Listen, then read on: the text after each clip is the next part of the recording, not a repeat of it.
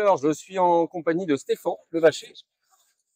Jérôme Maury. Voilà, on s'est retrouvé à Paris cet après-midi. Alors, t'es arrivé un petit peu tard quand même, hein, Non, 14 heures, deuxième portion. Alors oui, j'ai loupé la première portion. Ouais, bon, c'est pas grave, ouais. Donc, tu avais présenté un C'était petit peu super aussi. Ouais. avec Antoine, tu avais présenté Oui, l'initiative. on a parlé avec Antoine, on a décrit un petit peu le programme des 2 journées. Les 2 journées. Donc aujourd'hui, c'est sur Paris. Ouais, c'est sur Paris. Et demain, toi, tu retrouves Antoine en Normandie. Voilà. Alors, on va faire Lisieux, alors qui n'est pas sur l'axe du Louvre, mais c'est quand même un haut lieu que j'ai travaillé. Et puis, je voulais le montrer à Caisse, parce que Caisse a vraiment envie de voir Lisieux. C'est un dispositif initiatique qui est vraiment très, très intéressant, très complexe, très chrétien, et ça passe forcément les gens. Donc, puis le train arrive à Lisieux, celui que je prends, donc ça, c'est une escale pratique. Et puis après, on retrouve en effet l'axe du Louvre à son extrémité normande de Harfleur en Normandie. D'accord. Voilà. Qui donne sur le canal. Justement, C'est ouais. Ok. Antoine nous rejoindra là. Donc, ce matin, tu as déjà fait. Oui, donc la première portion en fait de l'axe du Louvre correspond en fait au début du dispositif. Donc on est parti devant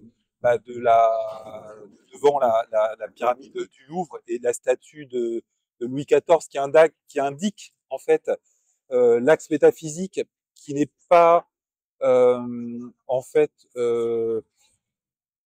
qui n'est pas perceptible visuellement à cet endroit-là, parce qu'en fait le Louvre visible est déjà désorienté. Il est un peu une représentation de l'humanité, de l'homme individuel, de l'homme collectif, qui, étant duel, a tendance à perdre le contact avec le principe ordonnateur de toute chose, qui est représenté par l'obélisque. On verra tout à l'heure. D'accord. Donc l'axe visible du Louvre, le vaisseau visible du Louvre, est un vaisseau qui est déjà déviant, et l'axe qui nous permet de nous réaligner sur l'obélisque est indiqué discrètement, secrètement, on pourrait dire, par le socle de la statue de Louis XIV. Et nous, après, on est remonté à la base de l'axe, rue de l'Arbre Sec, anciennement rue de l'Arbre Sel. Après, il y a tout un jeu de symbolisme que j'ai décrypté, qui nous permet de comprendre qu'avant d'avoir engagé un long processus de transformation spirituelle, on est un arbre sec. Et si on veut pas devenir un arbre mort, il faut en fait se connecter avec nos os intérieurs, etc. Enfin, tout un cheminement. Okay. Et donc là, on fait la deuxième portion. Alors, c'est des portions en raccourci, parce que normalement, je consacre une demi-journée à chacune de ces portions. Donc, la partie axe du Louvre parisienne, je la déploie en 4 demi-journées. Donc là, on fait la deuxième portion. À partir du carrousel, l'arc du carrousel qu'on voit ici, qui est pour moi, si on joue avec la langue des oiseaux, le sel de la pierre rouge, donc la pierre philosophale, hein, le soufre rouge des soufis.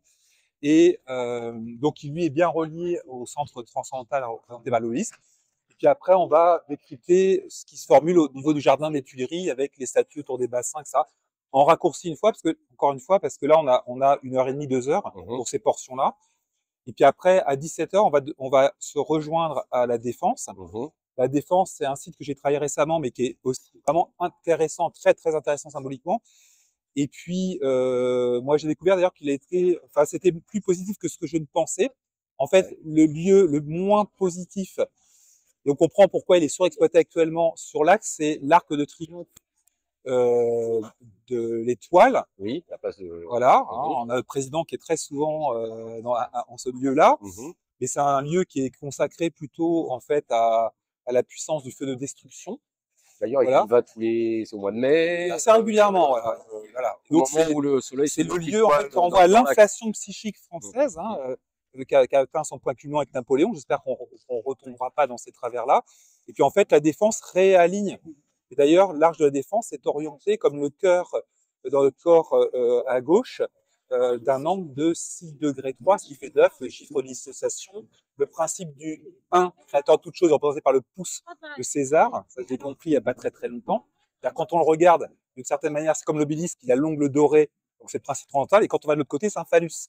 Donc le pouvoir, la puissance, éventuellement destructrice. Il n'y avait pas finalement un but négatif de la part de Mitterrand de continuer cet axe. Lui, il est alors après, Mitterrand, c'est Mitterrand, hein, il est bicéphale, hein, il y a un côté pouvoir, etc. Puis il a vraiment œuvré. D'ailleurs, il y a le travail, très beau film de Olivier Rose, Mitterrand ou l'œuvre sacrée de Mitterrand, quelque chose comme ça. Très très beau film qui restitue un petit peu toute cette connaissance-là. Et puis ce qui est intéressant, c'est qu'à la Défense, on voit que les architectes encore aujourd'hui continuent d'œuvrer et formulent des choses, et c'est très très riche enfin, c'est un livre aussi à lire, mais un livre d'une grande modernité. Et il y a l'esplanade de l'Arche de la Défense. D'ailleurs, sur le toit, ils ont formé l'axe. Ouais. On le voit pas, c'est pour les oiseaux. Il y a aussi le cercle zodiacal sur le toit de la Défense. Oui, ça on le voit pas. D'ailleurs, au début, le public était censé y aller. Oui, il a été fermé. Mais en même temps, il n'était pas complètement visible. Il y avait aussi l'axe qui est tracé. Et puis sinon, il est tracé par la passerelle qui est dans le vide. En fait, cette passerelle, elle est alignée parfaitement sur les bassins, sur l'obélisque. Et donc, ça part de la rue de l'Arbre Sec qui est décalée par rapport au Louvre visible. Et donc, ça va jusqu'à Harfleur. D'accord. Voilà. Donc, c'est-à-dire que les gens qui ont fait en fait, ce qu'ils appellent la jetée, donc ça fait référence à la mer, parce que ça va jusqu'à la Manche, savaient très bien ce qu'ils faisaient, et nous indique, en fait, la voie qui mène à Harfleur. Moi, Harfleur, je l'interprète. Alors, les étymologies, c'est toujours relative, parce qu'il y a il y a une grande confusion au niveau de Harfleur. Donc, à Fleur, on sait qu'ils ont rajouté le R au XIIIe siècle, donc il y a quand même l'idée de fleur. Et puis, Ar, moi, je pense que c'est Ar-Kargar, le radical indo-européen qui pierre de fleurs. Donc ça s'inscrit bien dans la cohérence. Et d'ailleurs, dans l'église d'Harfleur, il y a des hommes-oiseaux, il y a des fleurs de pierre.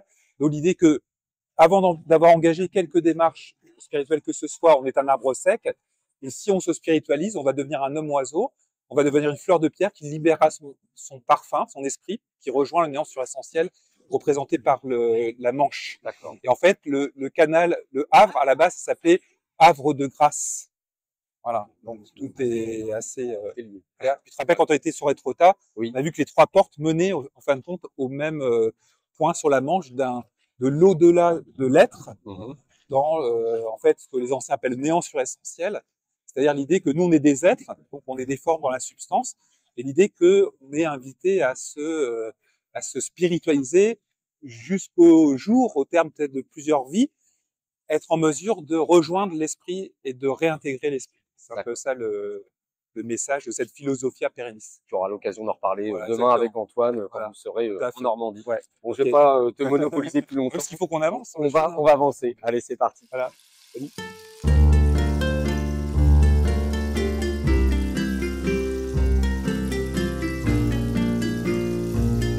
Alors, je profite de cette petite visite initiatique du patrimoine avec Stéphane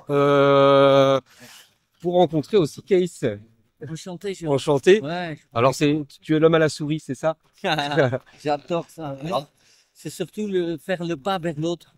Ouais. D'être ouvert, d'être curieux et de stimuler, encourager, de faire ce pas vers l'autre et de garder cette curiosité.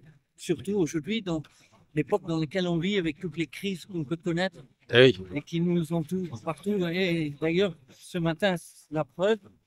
On a très difficile à faire ce que je fais. Ça veut dire ma démarche n'est pas qu'une question de souris. Oui, alors est-ce que tu peux expliquer justement ce que tu fais avec les petites souris? Voilà. Là, pour l'occasion, parce qu'il y a, c'est vraiment assez vaste comme sujet et concept. On peut faire énormément de choses. Mais là, l'association avec Stéphane, lui, avec tout son savoir, ses connaissances, lesquelles je partage, parce qu'on a bien discuté déjà ensemble, et le concept de déposer des sculptures à la disposition du public pour leur faire remarquer, de leur faire arrêter, de se rencontrer, de se regarder, de faire connaissance, de discuter ensemble. Les Français, Anglais, dans d'autres cultures, le tourisme bien sûr, mais également le Parisien, le Français, les passants. Et du coup, de les ouvrir à autre chose ou d'avoir un regard différent sur le décor qui les entoure, dans lequel ils vivent, dans lequel on est habitué à vivre. Je connais énormément de gens, à Versailles, à Paris, qui passent devant des sculptures, mais qui ne regardent presque plus, et ils ne cherchent pas tellement à savoir pourquoi et comment. Et comme pour moi, personnellement, ça m'a complètement changé, ça m'a permis de changer la perspective sur ce que c'est d'être français. Pourquoi nos ancêtres ont fait ça, et de regarder sans ego, et de ne pas se dire Louis XIV c'est un homme avec une extravagance, un ego surdimensionné. Non, il y avait d'autres raisons. Pourquoi je vis à Versailles, pourquoi je suis venu en France, pourquoi j'adore la langue française, pourquoi j'ai travaillé sur Molière. Bon, le pourquoi, la question de pourquoi. Et du coup, j'ai testé autour de moi, j'ai demandé aux gens pourquoi. Parce que tu as été attiré par la France, quelque part. Ah oui, Oui. mais ça, Tu penses que c'était tu as aussi un une... piège. Et on m'a conduit, et comme je peux attendre certains enfants qui parlent des pays, ils sont jamais allés. Je le rappelle, tu es de Hollande, c'est ça? Oui, Ok. ouais. Et ça fait 33 ans presque que je suis en France. Et tout de suite, c'était la France. Et puis, j'ai travaillé dans un coffee shop à 19 ans. Et t'as un gars. On s'est peut-être rencontrés, Ouais, parce que je suis monté c'est en vrai. Hollande dans une ancienne vie, on va dire. C'est un pays formidable. Ouais. Ouais, avant, c'était différent aussi. Mm. Et là, il y a un artiste peintre qui est passé, un plasticien aussi. Et il m'a filé un CD de Léo Ferré. D'accord. Bon, deux CD, j'ai écouté ça, ça m'a bouleversé par l'intelligence du verbe, la langue et la puissance qu'il y avait là-dedans. Donc, Léo Ferré, si on écoute son œuvre, on peut remarquer que c'est un médium, que lui, il se mettait devant la feuille blanche, le texte venait, ça lui arrivait, ça lui traversait. Automatique, quoi. Voilà, Mm. c'était quand même quelqu'un qui avait cette qualité de pouvoir, qui se laissait traverser par une certaine parole. Et comme j'étais un révolté un peu aussi, ça m'a parlé beaucoup. Aujourd'hui, j'ai un autre regard là-dessus, mais ouais, ça m'a beaucoup apporté. Et puis, j'étais autodidacte, aucun sens de concentration. Mhm. Du coup, j'avais que des zéros, vraiment, c'était catastrophe. Et du coup, je me suis éduqué moi-même. J'ai lu Baudelaire, Verlaine, Rimbaud, Montaigne, C'est Gauguin. marrant cette attirance pour la France. Tu penses que tu avais peut-être Mais ça, une c'est vie là, antérieure? oui, c'est Ouais, absolument, c'est la mémoire. la mémoire. Après, mais je ne sais pas pourquoi, comment exactement. Mhm, mhm. Je sais que mes grands-parents sont des êtres, des grands acteurs qui ont fait naître le théâtre en Hollande. D'accord, Mon père, c'était le Depardieu de Pays-Bas, d'accord. vraiment le mec, quoi. Mhm, Et il est mort quand j'avais 4 ans. Alors ça m'a passé à côté. J'ai eu l'héritage, mais bon, vraiment, ça m'a passé complètement à côté. mhm, mhm. Et bah, je suis arrivé à Versailles. J'ai fait déjà mes souris. Et là, Versailles, on a le 6e mois de chaque année, c'est le mois Molière. Je me D'accord. dis, ah, Molière, mon père, il a joué 256 rôles. Il a joué des multiples rôles Molière. Comment je peux faire pour le rejoindre? Eh ben, j'ai eu l'idée de sculpter une dé que j'ai reproduit en plâtre. Et j'en ai fait des milliers. J'en ai fait un mur avec le visage de Molière sur la face de 6, parce que c'est le 6e mois de mois Molière.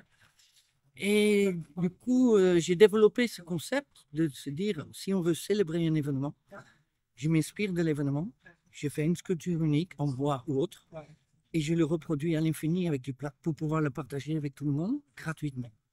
Et le tour est joué, vous pouvez jouer Molière avec le dé de... Bon, voilà. Et voilà, bon, c'est une idée qui m'a été donnée parce que j'ai dit comment je peux le faire. Et d'un coup, j'ai eu cette idée-là et c'est vrai que ça fonctionnait. J'en ai fait un mur, les gens ils sont venus, le mur s'est déconstruit au fur et à mesure les passants. Et toujours, hein, les gens ils passent, ils regardent, pas on prend en photo, ils sont là, non, on vient, pourquoi et comment. Ouais. Et là, on se rend compte, j'ai dit, ben voilà, vous allez partir avec une pièce. Et ça, je l'ai renouvelé 2-3 fois. Après, je me suis rendu compte que je suis très bavard, hein. Ouais, non, mais pas de souci, pas de problème. Je t'arrêterai, c'est un moment. Ah ouais, ok, ouais, ah, sûr. Et bon, j'ai développé. Après, je me suis rendu compte, après des années un peu naïf, j'étais quand même que la mairie de Versailles n'a rien à faire D'accord. et qu'ils m'ont fait miroiter de m'aider et puis rien de tout ça. En fait, ils profitent. Et du coup, j'ai dit, OK, il faut que je le fasse moi-même. Et puis, j'ai développé d'autres idées. J'ai rencontré des clients dans le privé. Mhm. Là aussi, l'artiste doit continuer à se battre pour ses droits d'auteur, etc. C'est tout un combat. Mais c'est vrai que j'ai continué à chercher des partenaires, des gens qui aiment la France, qui aiment des personnages et des œuvres, des sculptures, et qui veulent donner des événements, célébrer. Mhm. Et qu'on me donne la tâche qui me correspond et que je m'inspire. Je travaille avec des sculpteurs qui sortent de l'école Boulle, qui travaillent au château de Versailles. Et on peut concevoir ensemble une sculpture qu'on peut offrir. Et comme ça donne l'occasion à garder un souvenir d'un événement.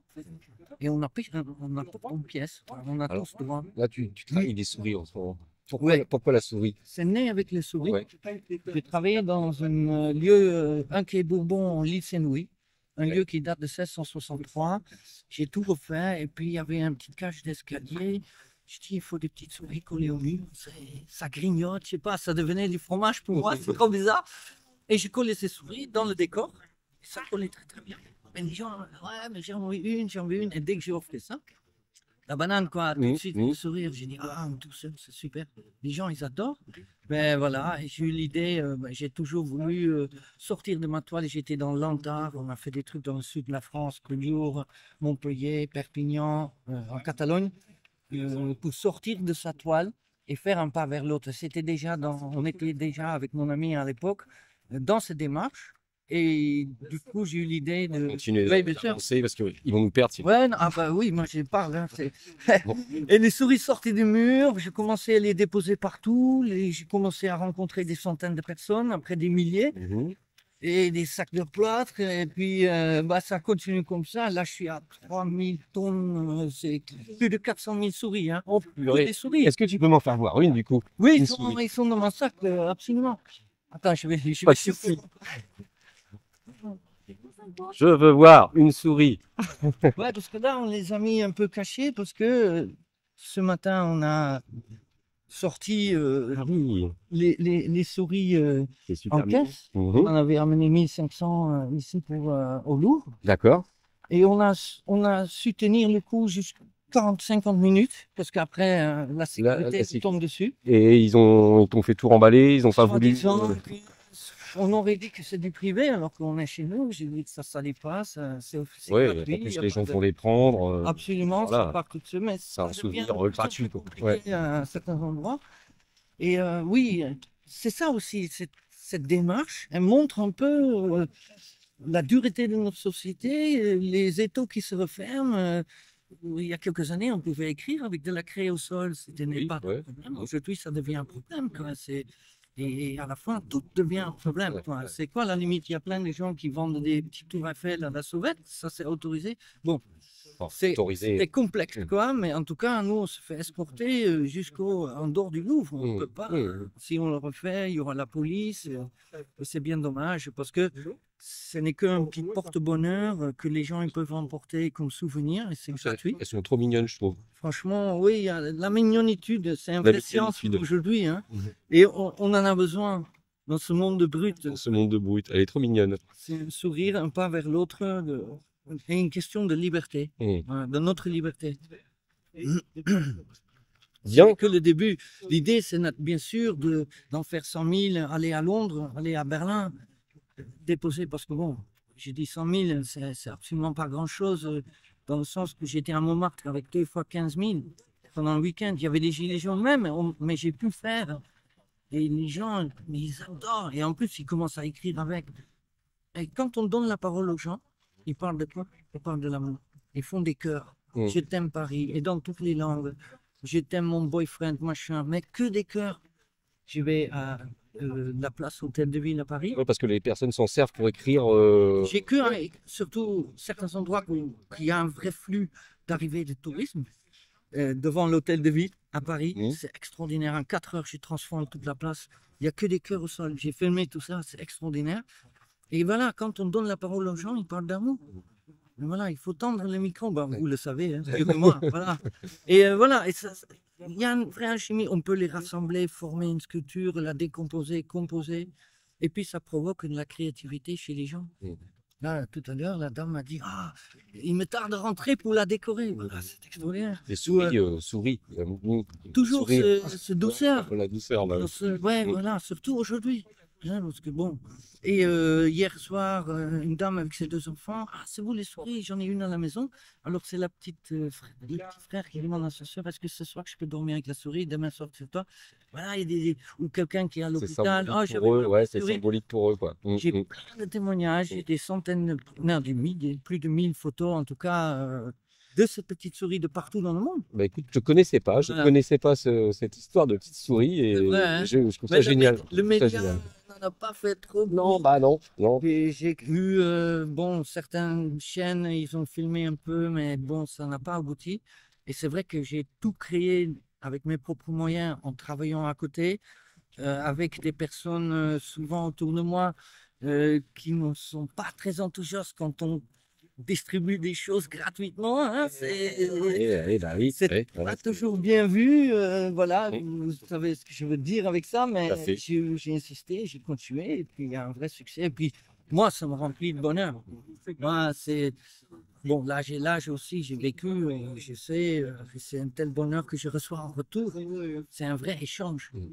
Et ça aussi, c'est le principe quand je suis venu en France, ce décor, de rendre. Je veux dire, je suis allé à la porte de Collioure, et les peintres du port, on s'est rendu compte que c'était tout un bagarre pour avoir une place pour prendre ces toiles. On s'est rendu compte que les peintres du port achètent les tableaux en Inde et en Chine. Bon, on est tombé de haut et on a dit, OK, si c'est comme ça, ben, on a fait. On sort de notre toile. On est allé chercher 1000 cèpes de vigne. On les a nettoyés, on les a peints en bleu et on les a plantés sur la plage comme un vrai vigne qui sortait de la mer. Voilà, tous les peintres. Ah. Et les gens, ils marchaient dedans. Et les photographes et tout, qu'est-ce que c'est? C'était du grand art. On ne s'est pas pris au sérieux, on était bleus nous-mêmes. Mais il y a autre chose qui est née. C'est à partir de... Bon, la peinture, c'est très intime. On va faire d'autres démarches. Et c'est là que je continuais quelques années après. J'étais seul à Paris où j'ai commencé ma démarche de art urbain ou de street art parce que ça ne salit pas. C'est ça que j'aime. Normalement, ça devait être libre. Oui, c'est éphémère. Et je peux faire ça où je veux, quand je veux, à l'heure, quand ça me chante. Et cette liberté, ça me correspond aussi. Voilà. Bah, bravo. Avec joie. Je peux t'en prendre. Ah ouais, ouais, absolument. Ah, merci. Pour Antoine aussi. Et pour Antoine, allez Antoine, je pense à toi. Je prends aussi ta petite souris. Je te la remettrai. Allez. On en a encore pour tout à l'heure à la Défense. Et la voiture est pleine encore. La voiture est pleine de pour demain, on a tout un chargement pour Lisieux et Harfleur. Oui. Alors, la basilique de Lisieux, elle va bien donner, je pense, la petite souris. Ouais, et en plus. Elle est blanche, la basilique. Tu sais, la pierre, c'est avec une pierre blanche qu'elle a été. C'est l'occasion d'en parler parce que j'ai lu le livre de Stéphane Levacher, Métanoïa. Déjà, le mot Métanoïa, depuis 2019, ça m'avait interpellé, j'adore. Ça me parlait, j'étais cherché pourquoi, comment. Et quand je suis tombé sur ce livre, c'est parce que aussi je voulais travailler sur ce nom, je voulais en faire un hashtag et développer ce travail d'introspection parce que j'ai vécu des choses. Et ben, je l'ai appelé, il m'a répondu, trop cool. On a discuté, ouais voilà, Stéphane a une ouverture d'esprit. Et le jour après, il m'a invité pour un chemin et puis il nous a expliqué plein de choses. Et de travailler ensemble, c'est super. C'est une démarche aussi gratuite parce que tu vois, là, aujourd'hui, Stéphane nous fait ses visites. C'est son travail. Hein. Lui, il donne il propose des voyages payants. Mais aujourd'hui, on s'est dit, bah, pour l'occasion, on le fait à titre gratuit. Moi, c'est vrai que c'est la gratuité que je défends. Et j'espère qu'il y aura des suites, d'autres rendez-vous, et peut-être pas toujours à Paris, puisque moi, ça fait longtemps que je travaille ici, je fais ça ici, c'est difficile. J'ai envie de rencontrer les gens en France, ailleurs. Et la France. Et je vais bien en profiter demain. Il y a de quoi faire en France. Oui, absolument. Et en Hollande aussi. Et j'ai fait des expériences à Barcelone, c'était fantastique. Ils ont vraiment joué. Ah oui, donc tu as bien baroudé en Europe déjà. Ah oui, oui, oui. Bon, pas si loin que ça, mais Espagne, Hollande, Berlin et surtout en France. Ouais. Voilà. Bah, je suis ravi d'avoir fait ta connaissance. Ouais, moi aussi. Voilà. Merci d'être venu et tout. Pas de souci. Et prendre le microphone parce qu'on a besoin d'être entendu. Et pour trouver des partenaires, on a besoin de faire connaître cette démarche. Et c'est aussi un appel de nos origines, les travaux de nos ancêtres. Voilà, ça donne une cohérence supplémentaire parce que je voulais entamer cet axe royal qui était décrit dans son livre. C'est là qu'on s'est vraiment retrouvés. Parce que voilà, j'aime la France, j'aime ce pays. Et j'habite à Versailles. Je me suis rendu compte de l'axe royal qui se trouve à côté qui traverse le château finalement, avec le 15 août quand le soleil se couche. Dans l'alignement du château. Du château. Et le Trianon, le 1er août, bon, tout ça a un sens. Il y a deux actes qui sont célébrés. Le 1er août, c'est l'axe du Trianon, le palais du roi. Et le 15 août, c'est Louis XIII, le 15 août, rendre hommage à la Vierge Marie.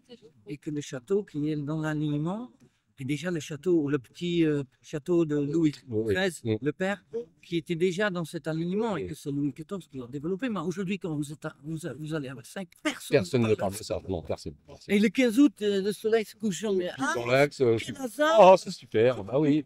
C'est pareil avec l'Arc de Triomphe. Hein, exactement. Le soleil se lève le 15 mai, si je ne dis pas de bêtises. C'est le jour de l'anniversaire. C'est le monument aux morts. Enfin, où le président va venir déposer la flamme, machin, etc. Mais Oui, oui, c'est le jour où le soleil se lève dans l'alignement. Voilà. Et bon, même sur le plan personnel, et justement, métanoïa, ce travail d'introspection, quand on va sur ces endroits, et si on rentre en soi, on peut ressentir certaines choses qui m'ont permis de vivre des choses en intérieurement extraordinaires et de découvrir des facettes de l'être humain que peut-être sans ce mouvement, je n'aurais pas pu découvrir. Oui, voilà. Mais c'était aussi à moi, à moment de faire la démarche. À Versailles. Et quand je suis venu à Versailles, comment j'ai atterri ici? Bon, il y a des raisons, je sais pas quoi. Mais quand on demande, et le 15 août, la preuve, les Versaillais sont partis. Le 15 août, ils sont en vacances, ils sont dans leur maison. Personne, tout le monde est parti en vacances. Secondaire, à la plage. Alors que c'est là-bas que ça se passe. Mais on devrait, comme avant, autour des mégalithes, on devrait faire du tambour. Le jour des solstices ou des équinoxes. Oui, tous danser ensemble, être cohérents avec notre histoire, la pierre et tout. Ça. Bon, je souhaite l'organiser. Mais bon, c'est difficile. Oh là là. Déjà, trouver un accès au château de Versailles, c'est très dur. La mairie est en bisbille avec le château, c'est compliqué. La mairie, tout est politique, tout est récupéré. On utilise les artistes pour ça. D'ailleurs, le mot se dit tous les ans au personnel des fonctionnaires. Trouvez-nous les artistes gratuits. C'est plus la France. Pour moi, c'est plus la France. La France voilà. est détruite depuis déjà pas mal d'années. Il y a une vraie destruction. La jeunesse est attaquée, plus fort que jamais. À nous de nous relever, de nous regrouper, de nous réunir jusqu'au bout, quoi. Parce que bon, ce qu'on a à faire. Qui aime nous suivre, comme on dit. Ouais, créer cette vague. Voilà. Et là, on a ouvert une voie tous les deux en s'associant pour cette occasion les Journées du patrimoine ensemble. Et j'espère que ça peut aboutir à trouver d'autres partenaires, d'autres occasions, d'autres endroits. Il y en a tellement. La célébration de d'autres personnages. J'ai travaillé sur Mozart, Molière et d'autres. Et des animaux, beaucoup, qui ont tout un sens avec un endroit spécifique. Voilà. Il y a à faire. Il y a beaucoup à faire.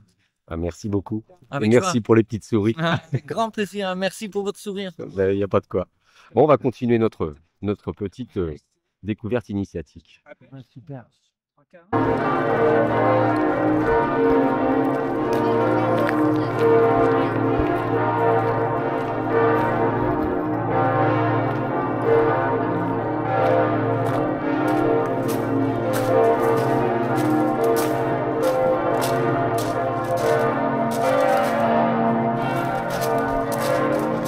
Alors Kaichi, tu nous fais une prolifération de souris là? Ouais, absolument. La place va être un peu envahie.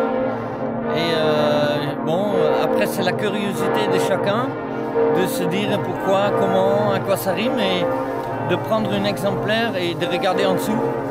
Peut-être se connecter grâce aux réseaux sociaux et de savoir un peu le message qu'on véhicule avec toutes ces petites sculptures.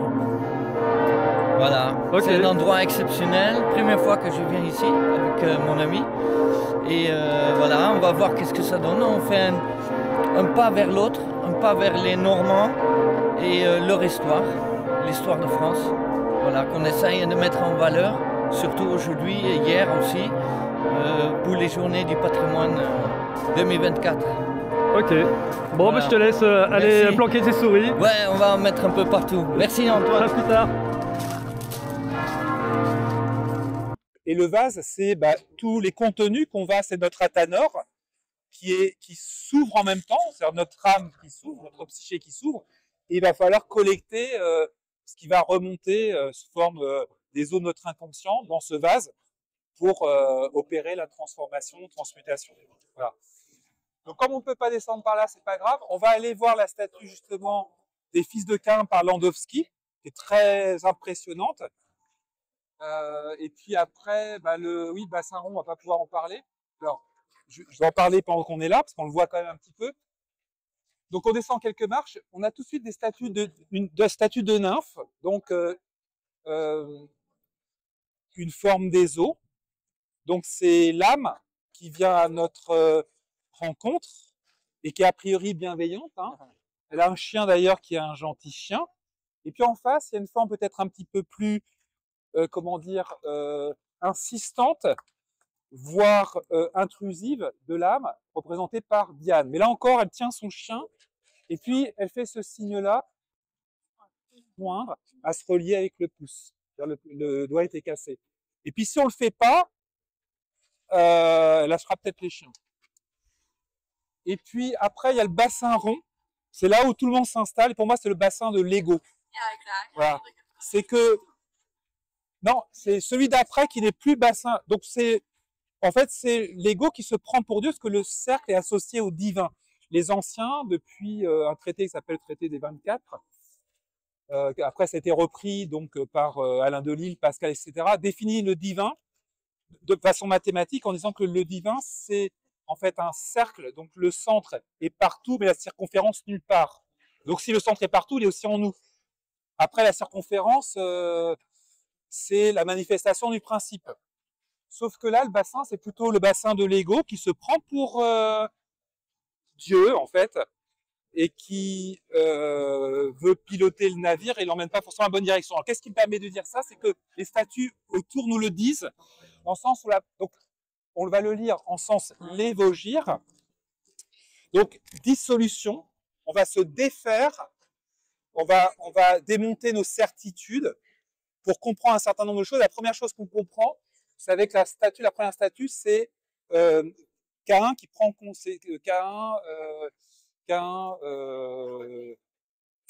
prend conscience qu'il a tué son frère. Ça, c'est le titre de ce type-là. Et il est complètement abattu. Donc c'est l'ego qui prend conscience, qui s'est dissocié en fait de l'autre centre qui est Abel Apollon, le vrai centre, le sol invictus, en fait, le centre transcendantal. Et à ce moment-là, Caïn, donc l'ego, en prend conscience. Donc c'est le début aussi de la fin de sa splendeur et le début de son introspection et de la tentative de trouver une issue à cette misère. D'ailleurs, le cercle se termine par la misère de l'homme.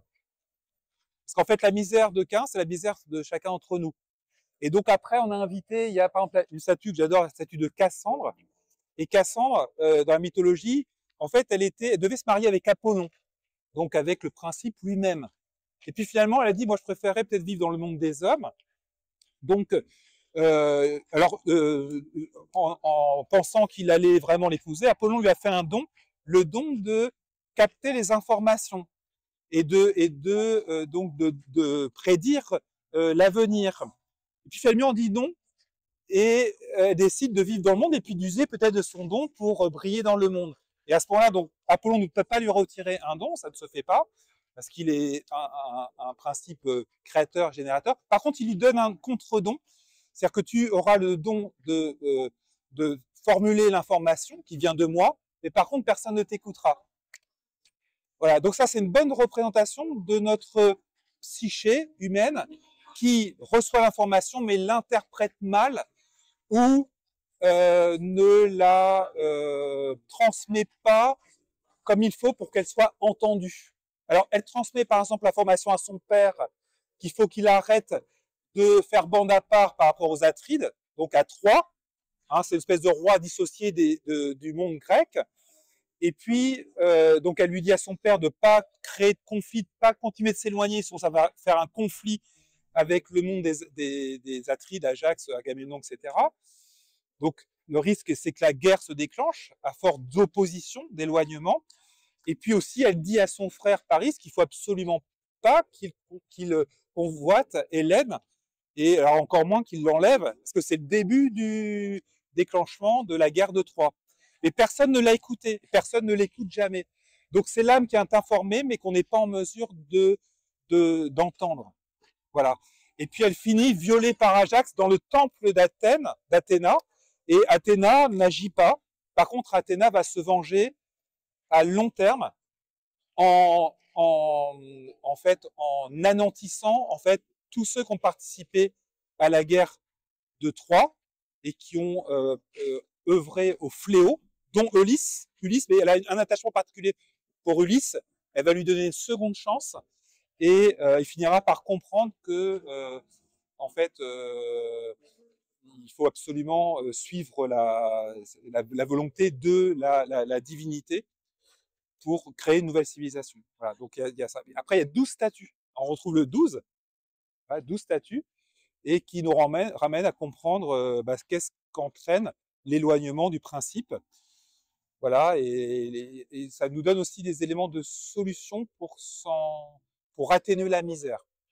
En même temps, comme on n'est qu'au niveau du bassin rond, où on est encore égotique, quand on sort du cercle, on est encore dans la misère. On n'a pas encore fait ce qu'il fallait pour en sortir. Ok ? Voilà. Et après, il y aura l'autre bassin qui lui est transcendantal, parce qu'en fait, c'est un polygone. Hein, René Guénon a bien expliqué que l'octogone, c'était le premier polygone qui se rapprochait du cercle. Donc c'est du tangible, du carré, si on veut. Il y a des côtés, mais il y a déjà une spiritualisation et un rapprochement du divin. Donc le bassin octogonal, qui est très peu fréquenté, il est moins attractif, il est plus austère. En fait, c'est ce bassin-là qui incarne en fait la pierre philosophale. Et d'ailleurs, quand à certains moments de la journée, quand il fait beau, on voit le reflet de l'obélisque dans le bassin octogonal. Il est accessible le bassin octogonal? Oui, on va pouvoir y aller. Parce que je vais vous montrer, il y a des statues, il y a aussi 12 statues, mais elles sont réparties par groupe de 3, 3 x 4. Donc là, c'est vraiment tout autour, les 12 comme ça éparpillés, et après c'est 3 fois. Oui, je vais t'expliquer pourquoi, parce qu'il y a encore l'histoire de loup. La clé des loups, elle est dans les 4 statues. Je vais t'en parler tout à l'heure.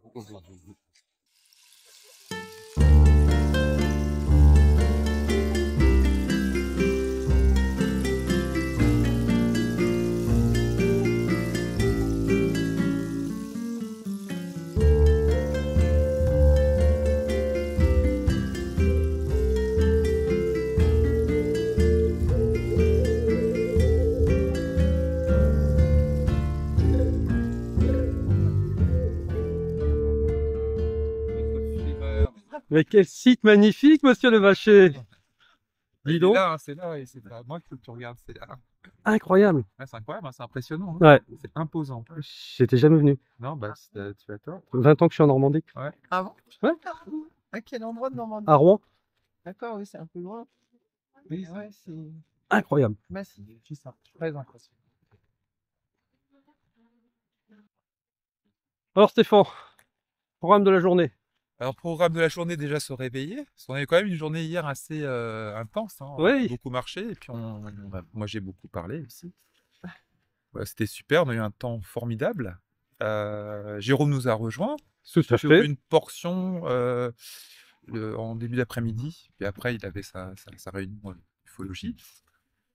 Et donc ce matin, donc on est à Lisieux. Alors Lisieux, c'est pas sur l'axe royal du Louvre, mais en fait on fait une escale parce que c'est un dispositif, parce que Kees Van Dijk, qui m'a accompagné dans ce petit périple avec ses souris, on en a parlé sur ta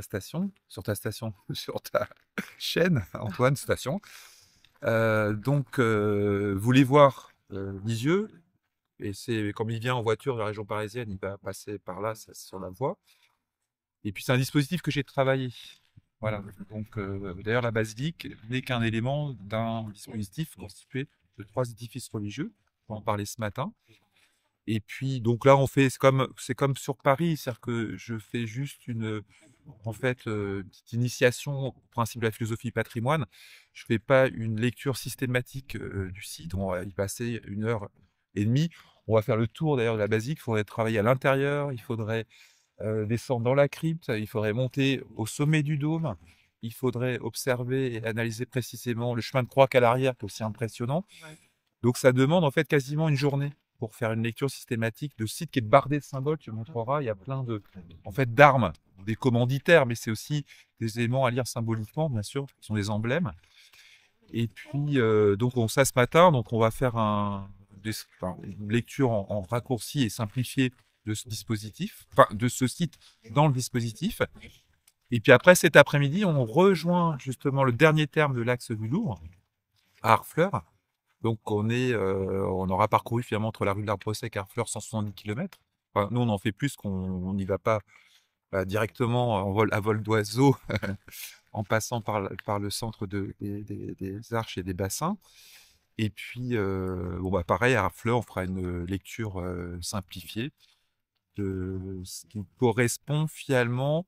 Harfleur, ça nous renvoie au grand mystère. C'est-à-dire que là, on est la pierre au rouge ici, donc phase au rouge, les petits mystères, dernière phase du processus, phase au noir, phase au blanc, phase au rouge. Et Harfleur, on est au-delà de la phase au rouge, à un site qui va nous renvoyer à la possibilité de, en fait, se spiritualiser complètement et de sortir de la corporéité, si on peut dire. Et c'est une église qui se caractérise notamment par ces hommes oiseaux, hein, sur la façade. Il n'y en a pas d'autres en France à ma connaissance. Donc c'est vraiment une église très très spéciale, l'église royale. Hein, on en parlera cet après-midi, Charles VII, Louis XIII. Donc voilà, qui est formidable et qui donne sur le canal qui mène à la Manche. Hein. D'ailleurs, j'ai appris en travaillant un petit peu le site que le Havre à la base s'appelait le Havre de Grâce. Donc ça confirme vraiment l'idée de terme d'un processus qui fait qu'après il y a décorporification et changement de plan. Voilà, ce qu'incarne bien la ville d'Harfleur. Au déluge, c'est-à-dire qu'ils vont à d'un monde. C'est-à-dire que la race de K1 a engendré la catastrophe, un premier déluge, et donc il y a une race qui est anéantie. Il y a un seul survivant, Noé, qui était le fils de Lamech. D'ailleurs, Lamech ne le reconnaît pas, il le trouve trop sensible. Il pense que c'est un enfant adultérin, donc il le met de côté. Et c'est ce fils-là, différent, qui va sauver la race humaine et puis donc créer l'arche et établir une nouvelle humanité. Voilà, le sensible. Alors, ce qui est intéressant, c'est le côté ésotérique des trucs, parce que, en fait, Landowski a écrit, donc c'est une statue de 1906, il a dit, oui, en fait, c'est les fils de Caïn, donc c'est, en fait, c'est Jubal, donc le berger, qui est un fils de Caïn, Jubal, Jabel et Tubal-Caïn. Donc, le berger qui serait là, le poète et le forgeron. Et ce seraient donc les trois facettes de l'humain qui réunies engendreraient la civilisation. Bon, ok, moi je veux bien, mais quand on les regarde, on sent que c'est pas très, si vous voulez, c'est pas très chargé de positivité, et on sent plutôt l'aveuglement et l'enfoncement dans une direction qui n'est pas bonne, et nous on connaît la fin de l'histoire. Donc moi j'aimerais plutôt, moi pour moi c'est pas en fait les fils de Caïn qui constituent une unité, c'est notre lignée de Caïn. Pour moi, celui du milieu, c'est Caïn lui-même, voilà, qui a tué Abel, qui s'est dissocié du vrai centre. À droite, il y a Lamech, fils en effet de Caïn, aveugle et polygame. Donc, et c'est lui qui tient le bâton, la direction. Il est aveugle. Et puis, il a un rapport au féminin qui devient aussi chaotique. Voilà. Et puis l'autre, ce serait en effet Tubal-Caïn, donc fils de Lamech. Donc Caïn, le fils de Caïn, Lamech, et le fils de Lamech, Tubal, fondateur de l'industrie, petit-fils, donc fondateur de l'industrie, de la chimie, de l'alchimie. Donc le travail des métaux, le feu, l'usage du feu, etc. Et là, ça devient vraiment intéressant, parce qu'en plus, on sait que dans la légende, ils vont à la chasse ensemble. Il y a plusieurs versions, hein, mais il y a une version où le fils et le petit-fils accompagnent leur père Caïn à la chasse. Caïn n'y voit plus rien, donc il demande à son fils Tubal de lui dire quoi viser, mais Lamech est aveugle. Donc, en fait,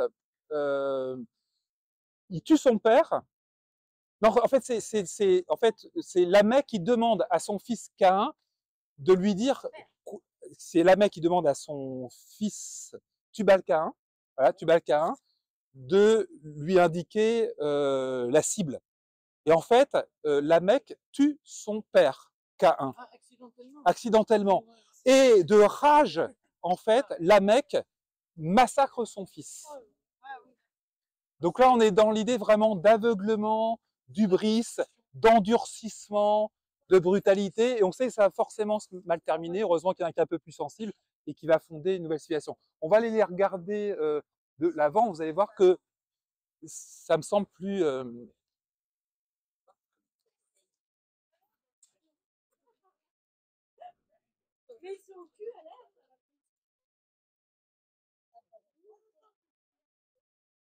Ça, c'est Donc, le petit-fils, lui. alors, ce serait donc le père, le fils et le petit-fils. Ah oui, mais ça va pas au niveau des visages. Oui, au niveau des visages, oui. La mec, il est aveugle. Hein. Donc, pour moi, ce serait plutôt la mec. Voilà. Une interprétation. Ouais. Oui, c'est une interprétation parce que la version de... ouais. Et donc, lui, c'est vraiment quand même l'ancêtre. Et en fait, il a tué le taureau. Enfin, il en a gardé que, en fait, la tête.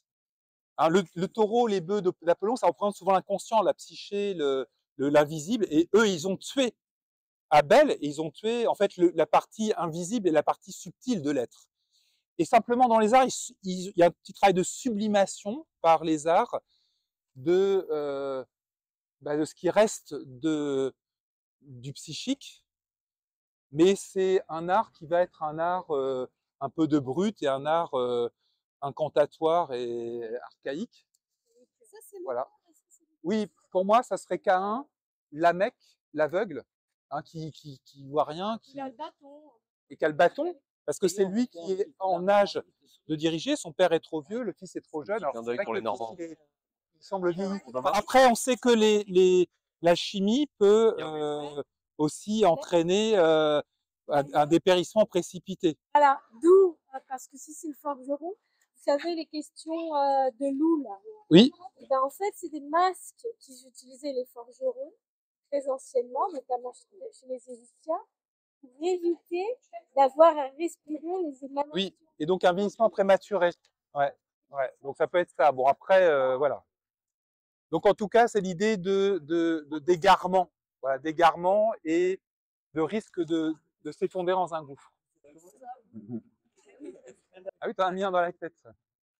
Alors la première chose à dire par rapport à la basilique de Lisieux, c'est qu'elle s'inscrit dans un plus vaste dispositif constitué de trois éléments architecturaux religieux lexoviens. Alors dans l'ordre, je dirais, géographique, en partant du point le plus au nord, donc d'ailleurs les sites ne sont pas alignés chronologiquement, ni dans le développement des phases. Donc là, je vais les désigner en fait dans l'ordre de leur position dans le sens le plus au nord vers ici. Donc il y a l'église, la cathédrale Saint-Pierre, qui a été bâtie au XIIe, XIIIe siècle. Donc premier élément du dispositif. Deuxième élément du dispositif, dans l'ordre en fait de la chronologie, hein, et du nord vers ici, il y a l'église Saint-Jacques, qui date elle du XVe, XVIe siècle. Et puis donc l'élément le plus tardif dans la chronologie, et le plus au sud en fait, cette basilique Sainte-Thérèse, qui date du XXe siècle, hein, 1929, 1954. Voilà, c'est quand même 30 ans, hein, enfin moins de 30 ans de construction. Donc ça forme un dispositif qui forme d'ailleurs au sol une croix de Saint-André quand on regarde le dispositif depuis un certain point que je connais qui est très au nord sur une colline de Lisieux. Et là on voit vraiment que ça forme une croix de Saint-André. Alors on pourrait considérer que c'est une hypothèse un peu douteuse, sauf que sur le portail, il y a un élément qui renvoie et qui confirme cette hypothèse, hein, puisque vous voyez une espèce de vague sur les côtés de la mandorle de laquelle sort le Christ libéré de sa croix, hein, en fait, le Christ Pantocrator. Donc on voit bien cette croix de Saint-André. Et puis à l'intérieur, il y a aussi une figure de Saint-André qui est très visible quand on rentre. Donc il y a cette confirmation que ce dispositif, constitué de trois édifices religieux, forme une croix Saint-André. La croix Saint-André, c'est symbolique, c'est une croix en fait d'accès au ciel, c'est une porte du ciel. Après, les yeux, les cieux, hein, donc tout ça, ça va un petit peu, c'est des indices qui nous ramènent à penser que ici, on est à un endroit sacré qui permet de changer de plan si on suit le processus dont on va parler. Alors, comment cet alignement est-il réalisé? En fait, par le biais. Alors, c'est vraiment quand on regarde à un certain endroit, mais on a l'impression d'ailleurs que ça a été fait pour être regardé de cet endroit-là. Et là, la croix est évidemment visible. Donc, il faut aller dans un champ. Hein, ce sera l'occasion d'une autre visite. Et cette croix, en fait, elle est formée par les tours-lanternes de l'église Saint-Jacques, qui est une église sans transept, la tour-lanterne de la cathédrale Saint-Pierre et ce campanile, hein, qui semble là placé d'une façon un peu aberrante, pas très beau, hein, c'est le moins qu'on puisse dire, mais qui permet de tracer cet alignement et de faire cette croix. Voilà. Après, ça sert de carillon. Après, l'idée, c'est aussi que c'était pas chargé l'édifice de poids supplémentaires, hein, c'est déjà très très lourd, en faisant donc un campanile à part pour les cloches, parce qu'il y a un certain nombre de cloches, c'est important, le nombre est symbolique, je me souviens plus, c'est pas grave, parce qu'on va pas tout dire aujourd'hui. Voilà, après les trois églises qui donc constituent le dispositif, en fait correspondent aux trois phases du processus alchimique de transformation, transmutation de son être. Alors je dis alchimique parce que c'est une terminologie, mais en fait la tradition nous parle de ce processus avec plein de langages différents, une terminologie différente. Mais la terminologie alchimique est pratique, phase au noir, au blanc, au rouge. Voilà, après ça a été traduit en termes jungiens par exemple récemment, donc intégration de l'ombre pour le phase au noir, structuration de l'inconscient, si on peut dire, pour la phase au blanc, et puis intégration du soi et règne du soi pour la phase rouge. C'est d'autres façons de dire la même chose, mais tout ça, c'est la philosophia perennis, hein, qui est une façon de penser la vie qui remonte à la nuit des temps, mais c'est pas qu'une façon de penser, une doctrine de la vie, c'est en fait la description et presque parfois une méthode pour se transformer et s'élever et se spiritualiser. Et ça remonte à la nuit des temps. On en a parlé hier quand on était au terme du jardin des Tuileries, avec différentes sources, dont la source du Nil, la source égyptienne, mais aussi la source peut-être plus ancienne, la source ligure. Voilà, donc l'église Saint-Jacques, ça sera... Alors l'église Saint-Jacques, elle se trouve au milieu, c'est-à-dire que c'est pas linéaire, parce que le processus, il n'est pas non plus, c'est pas une ligne qu'on suit, même si l'axe du Louvre, c'est une ligne qu'on suit, il y a l'idée de déambulation, de labyrinthe. Donc c'est pas mal de pas forcément mettre tout dans l'ordre. Il y a une chronologie temporelle des sites, hein, 12e, 14, enfin 13e, 12e, 13e, 15e, 16e et 20e. Mais après, au niveau des phases, c'est celle du milieu, l'église Saint-Jacques, phase au noir. Alors Saint-Jacques, c'est fils du tonnerre, c'est-à-dire le processus déclenché par un feu qui vient du ciel et qui crée une grande déstabilisation. À Montmartre, on a celui qui joue cette fonction, c'est Éléuther, le libérateur, c'est lui qui déclenche le processus d'abaissement, d'effondrement des structures établies. Après la cathédrale Saint-Pierre, elle est la phase au blanc, elle correspond à la phase au blanc du processus de reconfiguration.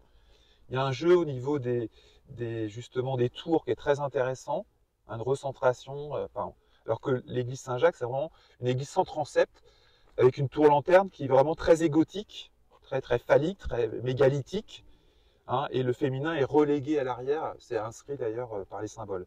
Et puis ici, c'est la pierre au rouge. On est, voilà, à la phase au rouge, avec une magnifique pierre philosophale, un déploiement de la pierre première, et qui permet la connexion au ciel, en fait. Hein. Voilà.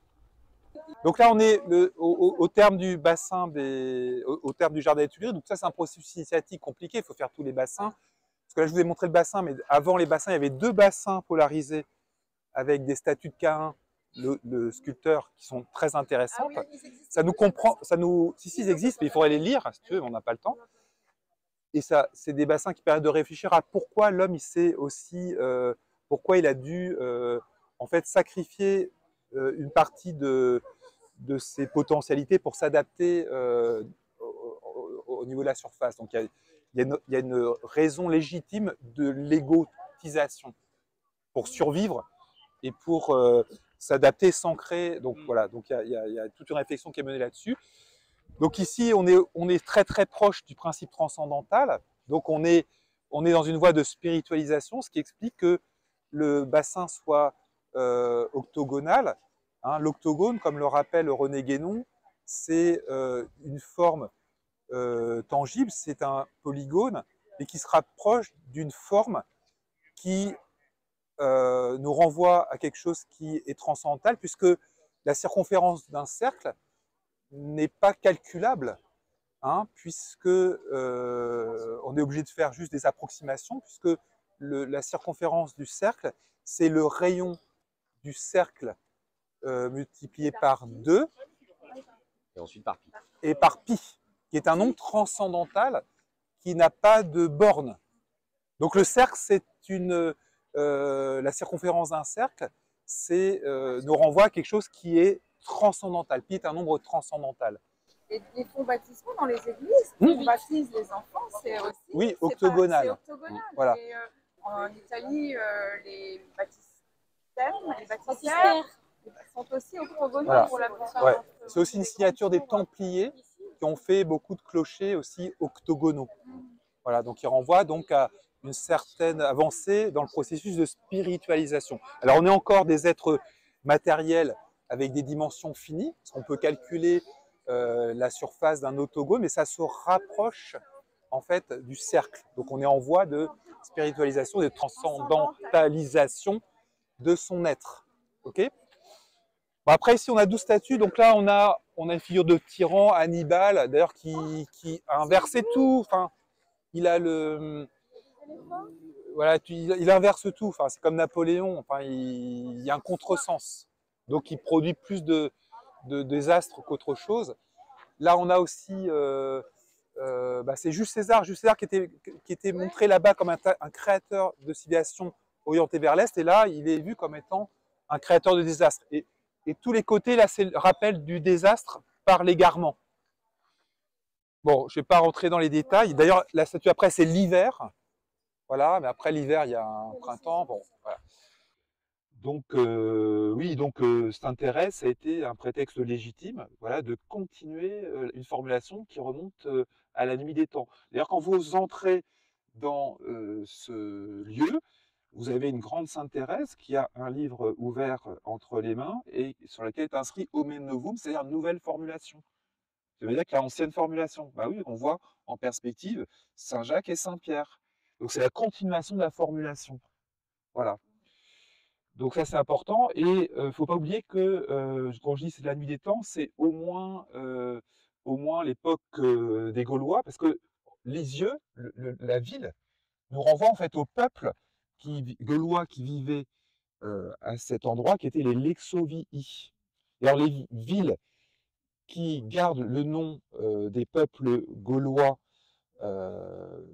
qu'ils désignaient sont souvent des villes sacrées.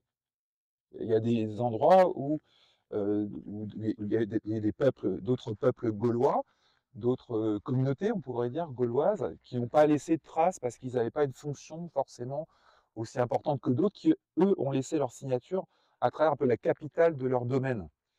Donc Lisieux, c'était en fait, on pourrait dire, la capitale des Lexovii.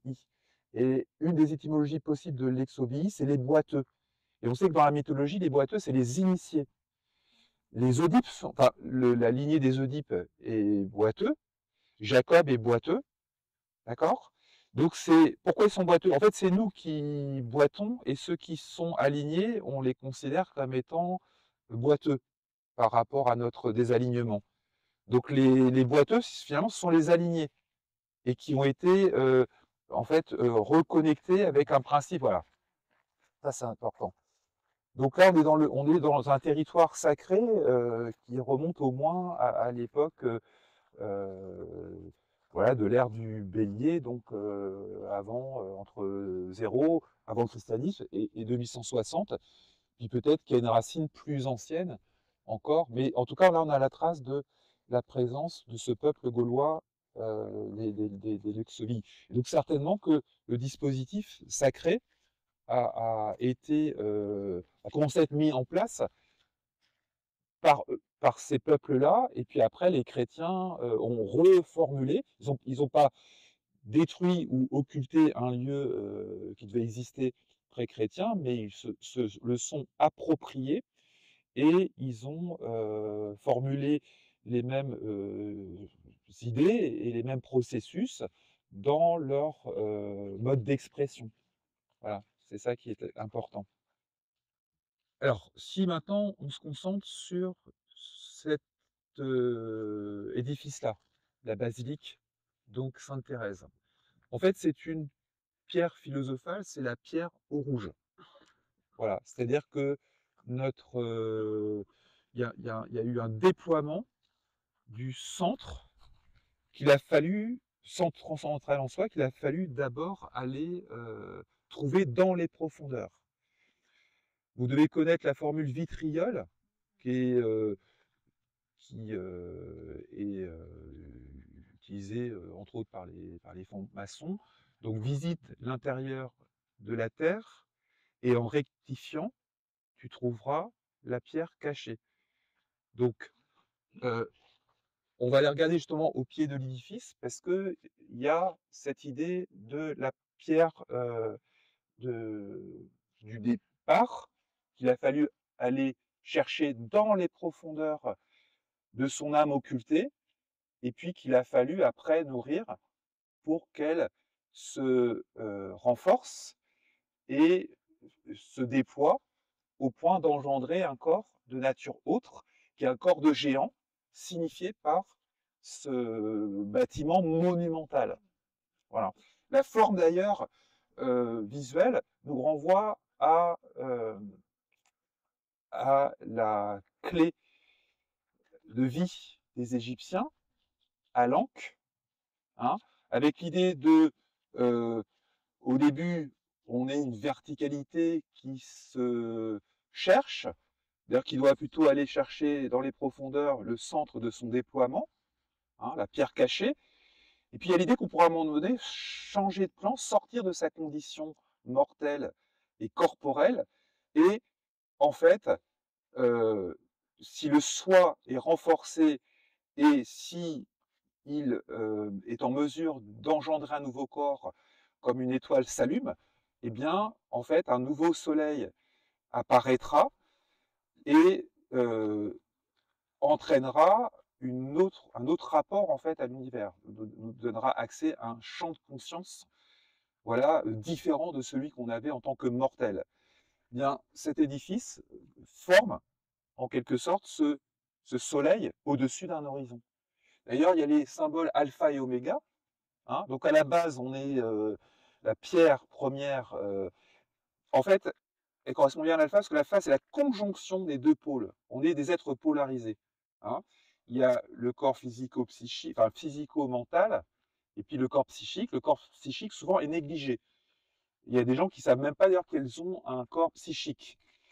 D'ailleurs, il y a une sainte qui renvoie bien à cette tendance à négliger ou à maltraiter l'âme, c'est la sainte Agnès. Je ne vais pas trop rentrer dans les détails, mais c'est très intéressant et elle est inscrite à côté du portail de cet édifice. Donc l'idée, c'est qu'il déjà, de toute façon, il faut se connecter avec la partie plus subtile de son être, la partie qui peut même être à l'état complètement invisible ou à l'état inconscient dans les termes contemporains. Donc la première chose, c'est se connecter, conjoindre la partie visible avec la partie invisible, et tac, quand on fait ça, ça fait un A.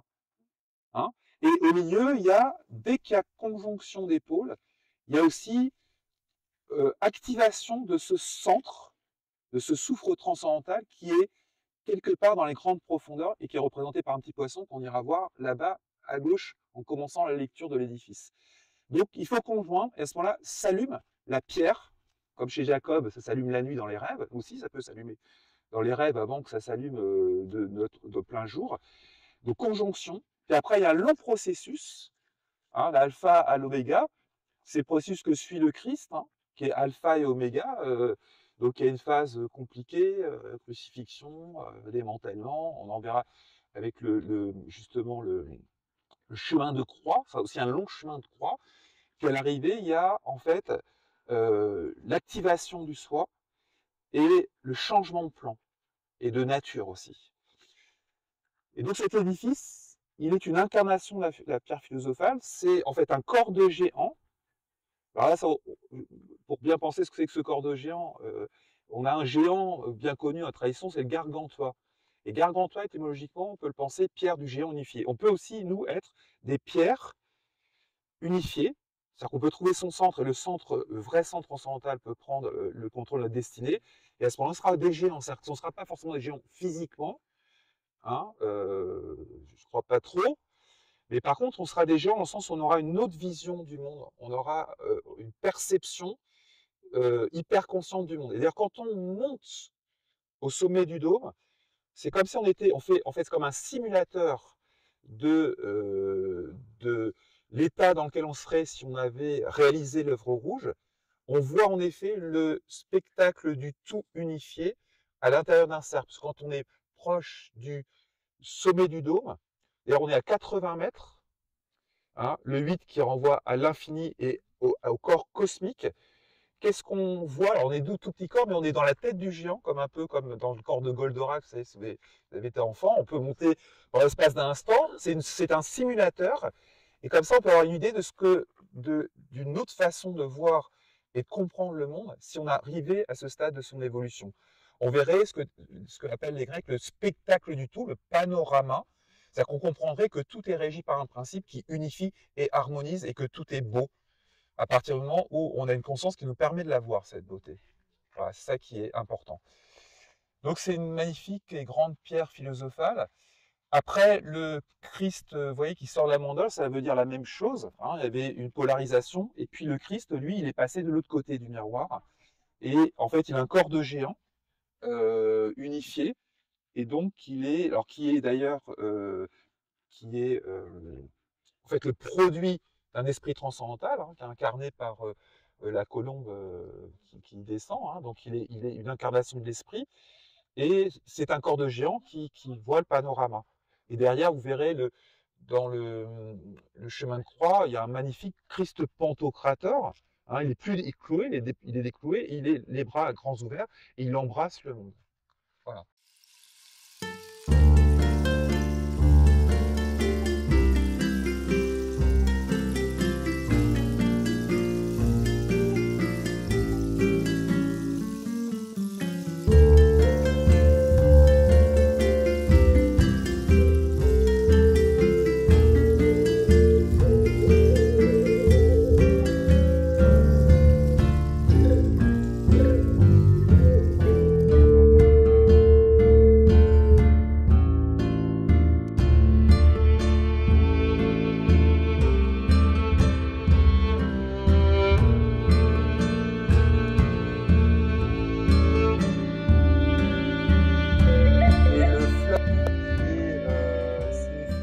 Le Nil. Et en même temps, il y a quand même une référence aussi au grec, hein, parce que c'est Poséidon, peut-être. Et la fameuse corne d'abondance. Oui, la corne d'abondance. Bon, donc là, il y a un peu mélange de deux civilisations. Ouais, deux civilisations qui sont fondatrices, qui sont des sources de la philosophie dont on parle et qui se réactualisent ici. Donc, la source de cette façon de penser-là, on la trouve dans les temps les plus reculés et connus, factuels. Il y a les Égyptiens et puis les Grecs. Voilà. Donc, la source de cette façon de penser, elle se trouve dans ces civilisations égyptiennes, et les Grecs sont informés par les Égyptiens. C'est que tous les penseurs grecs importants, Pythagore, Platon, ont fait des séjours de plusieurs années en Égypte. Hein, donc ils ont Socrate aussi, connaît le. Enfin, Plotin d'ailleurs le dit, hein, il dit tout ce que plein de 3e siècle après Jésus-Christ, hein, qui est la gloire des philosophes, qui est l'apogée de la philosophie grecque, dit en fait notre connaissance, on la doit aux Égyptiens, mais il se peut qu'eux-mêmes l'aient hérité de civilisations plus anciennes, et il n'en dit pas davantage. Vous pensez que Platon a parlé de civilisation engloutie de l'Atlantide, voilà, et quand il dit que c'est par son oncle Solon, qui lui-même a été informé par un prêtre égyptien qu'il le sait, c'est pas une blague et c'est pas juste une représentation symbolique pour illustrer son propos. Il appartient à une haute lignée, grecque, donc il ne peut pas faire porter à quelqu'un de sa lignée une information qui serait fausse. Donc c'est même un indice de l'aspect réel de l'information. Et c'est confirmé par Plotin, mais on sent que Plotin, troisième, il est obligé de ne pas en dire plus que cela, sous peine sans doute de subir des pressions, déjà, au troisième. Parce que si les civilisations d'avant étaient plus évoluées, ou puis il y a l'idée que de donner l'impression qu'on est les créateurs de tout. Hein, c'est valable aujourd'hui. Aujourd'hui, il y en a qui veulent anéantir les traces de ce qu'il y avait avant pour ouais, soit là pour effacer et s'approprier en fin de compte toute la gloire de ce qui a été créé par les ancêtres.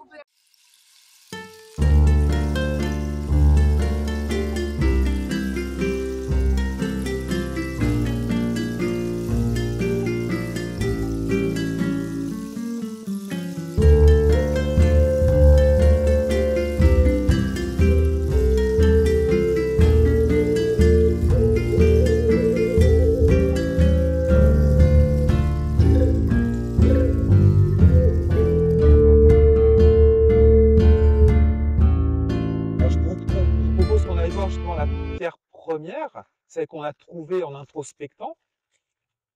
Hein, si on n'introspecte pas, si on ne se relie pas avec les profondeurs, il n'y aura rien. On va rester en surface, aéré, comme des pions. Hein. Donc tous ces sites-là nous amènent à justement introspecter. Donc c'est écrit hein, que la première pierre, elle est au pied de l'édifice, c'est la pierre angulaire. C'est aussi une pierre d'achoppement, parce que hein, je fais souvent référence à la princesse au petit pois. C'est-à-dire que cette pierre ne va pas nous laisser tranquille, on ne pourra pas s'en débarrasser.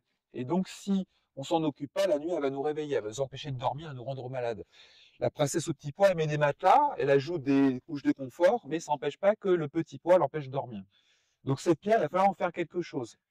Il va falloir qu'elle s'active, qu'elle se déploie, qu'elle devienne philosophale, c'est-à-dire qu'elle nous indique, en quelque sorte, le sens de la vie à réaliser. Donc là, on est au pied, et donc on a le début, l'alpha, on se connecte avec elle, et puis l'oméga, voilà, qui est impressionnant. On est tout petit, nous, hein, au pied de cet édifice, qui est vraiment bien nettoyé.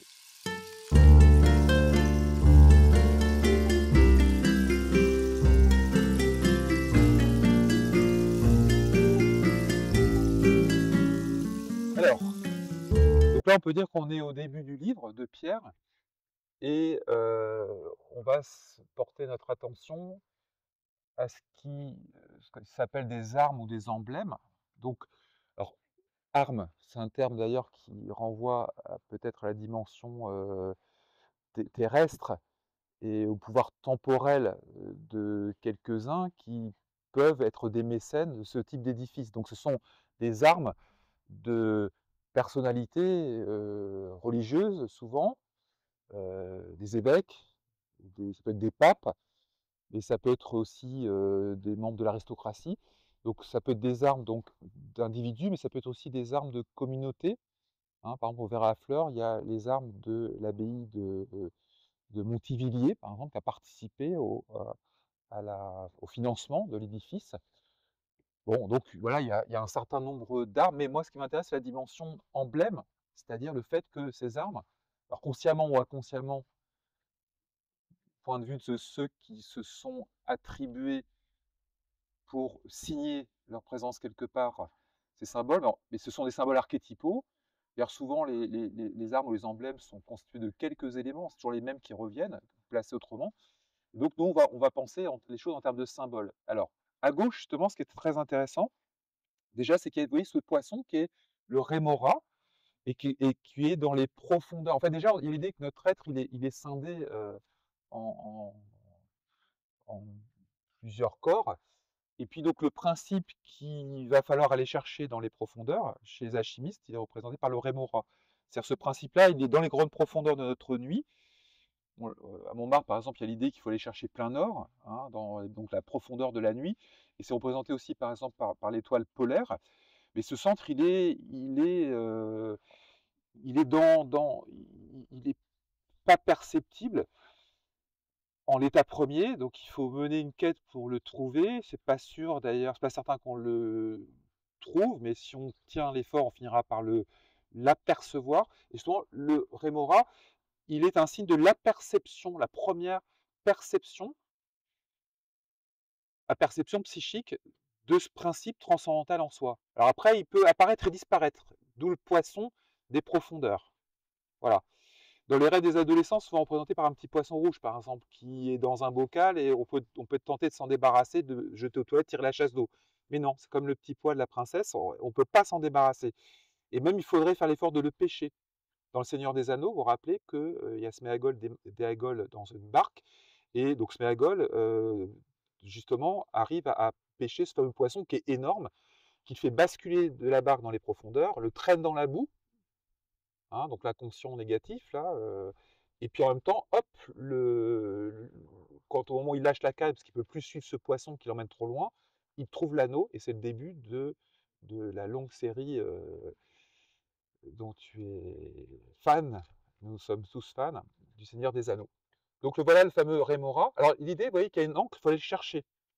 Voilà, il faut dans l'emblème à gauche, en bas à gauche. Voilà. Voilà, l'encre à droite est un poisson, voit à gauche. Là, cet emblème-là, hein, celui-ci. Hein. Ouais. Voilà, il y a un poisson à gauche. Voilà. Donc c'est plutôt un assez gros poisson. Donc l'encre renvoie au fait qu'il faut aller chercher dans les profondeurs. Donc il va falloir mettre du poids, une encre c'est quelque chose qui a du poids, il va falloir quand même mettre une intention forte, mettre de l'énergie intuitive pour aller l'accrocher d'une certaine manière. Et puis, donc ça c'est dans les profondeurs, et puis après il y a l'idée que ça va nous permettre de remonter, de fonder d'ailleurs le cœur de soufre, le soi, qui engendrera au terme du processus un corps de conscience d'autres plans. Donc le cœur, il est là, il est à faire, il est à fonder. Et puis, alors en haut à gauche, il y a l'idée de 3 corps. C'est-à-dire qu'au départ, on est 3 corps, et donc il y en a 2 qui sont fonctionnels. Hein, il y a le corps physique et le corps mental. Ils sont là, hein, en surface de ce que nous sommes actuellement. Et puis il y a l'autre corps qui, lui, est en fait invisibilisé et peut-être en l'état d'occultation totale. Donc il faut d'abord donc déployer cet autre corps, et puis après il faut les démanteler pour réunir toute la substance, tous les soufres, et fonder un nouveau noyau de soufre qui permettra de déployer un autre corps, avec l'idée du point d'aboutissement qui est l'allumage de l'étoile. Et alors l'allumage de l'étoile, parce qu'en fait ce cœur de soufre, il va être le cœur du géant cosmique qui verra les choses comme étant harmonisées par un principe transcendantal.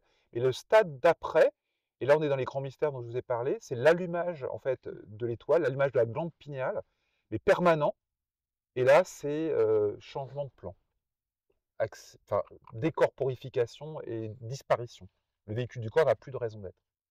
Donc tout est résumé hein, au début du livre, c'est comme un sommaire en fait du processus. Et puis, alors après, le deuxième, on peut dire, bah voilà, la barque qui est notre athanor. Alors d'ailleurs, vous remarquerez qu'au-dessus, les clochetons là ressemblent étonnamment à des athanors alchimiques. Hein. C'est parce que c'est un lieu qui nous ramène en fait à un processus intérieur, voilà, alchimique de transformation, transmutation. Et cette église, enfin cet édifice religieux, alors même à gauche, on voit des triangles, voilà un petit peu. Et puis il y a aussi, si je la retrouve. Ça fait longtemps que je ne suis pas venu ici. On a une petite pierre philosophale cosmique. Bon, à gauche. Ouais, complètement à gauche. Ah oui, voilà. Donc ça, c'est une petite pierre philosophale. On en a une grande là. Il y en a une autre petite avec, vous voyez, qui est bien centrée. Voilà. Hein, et c'est vraiment derrière les petits triangles là, qui sont des soufres en fait, qui se concrétionnent. Il y a la pierre réalisée. la pierre cosmique. C'est-à-dire qu'on peut devenir en fait une petite pierre philosophale cosmique avec l'idée que le centre en soi, il permet de nous relier à l'ensemble du cosmos. Voilà, donc il y a une petite pierre philosophale qui est le point. Alors, d'ailleurs, en dessous de la tanneur, il y a la pierre première qui est une pierre carrée, une une pierre d'achoppement, une pierre un peu lourde, une pierre dont la forme est vraiment enfin, caricature, enfin, basique. Et de la pierre basique, par le processus alchimique, on obtiendra une pierre de flux de vie. C'est donc plus vraiment une pierre, elle est devenue philosophale. Et puis, même à un moment donné, il n'y aura plus pierre du tout, il y aura fleur de pierre. On verra fleur, moi je propose d'interpréter comme fleur de pierre. Voilà. Donc voilà, donc on va continuer de remonter. Ouais, plutôt favorable. Alors, je ne vais pas tout commenter, par exemple, ce qui est intéressant, c'est la grande arche, là, vous voyez, avec en fait 11 médaillons, plus un 12e qui est séparé en deux. Donc il y a le 11 et puis le 12. Le 12, ça renvoie au champ possible des choses à réaliser sur la Terre. Et en fait, là, on a tous les travaux des champs, mais c'est aussi les travaux de l'œuvre, hein, donc qui sont associés à des saisons aussi. Hein, d'accord ? Après, pour l'idée que c'est un site qui correspond vraiment à l'œuvre rouge, je ne sais pas si vous l'avez remarqué, mais il y a du raisin un peu partout. Ah, donc il y a des choses qui renvoient au déploiement de l'esprit, hein, représenté par la croix de Malte. Ça, c'est l'esprit en soi, qui peut se déployer. Et puis toutes les volutes là, qui renvoient justement à la végétation, à ce déploiement du principe en soi. Et puis le stade de l'œuvre rouge avec le soi sous forme de rond, et puis aussi le soi sous forme de raisin qui renvoie à l'œuvre rouge et au travail du vin, c'est-à-dire de bonification du rouge. Parce que le centre transcendantal, quand il va être augmenté, il peut aussi devenir dangereux. Il peut aussi embraser, il peut y avoir une inflation psychique. On en a parlé hier quand on était au Louvre avec l'Arc de Triomphe, hein, qui est un lieu d'inflation psychique du peuple français à travers Napoléon. Donc il est sur l'axe, mais il est en même temps anti-christique, on pourrait dire, hein, parce que Napoléon, qui était très avancé dans le processus, qui fait qu'il en fait, possède la pierre de démultiplication, c'est-à-dire qu'il avait la capacité de transmettre et d'embarquer avec lui dans une aventure de renouvellement du monde énormément de personnes. Donc il a cette force-là qui ne peut être que la force de l'esprit en lui. Le problème, c'est que ça a mal tourné. Voilà. Parce qu'en fait, il n'a pas quintessentiel, il n'a pas bonifié, hein, ce soufre rouge dont parlait Sophie. Voilà. Et donc, le thème du vin renvoie à cette nécessité de purifier, de quintessentier, pour que ça engendre vraiment un corps spirituel et pas un nouveau corps de géant de destruction. Voilà. Donc ça, c'est important. Donc le rouge est là, à travers le symbole du raisin. Donc on va aller à l'autre extrémité.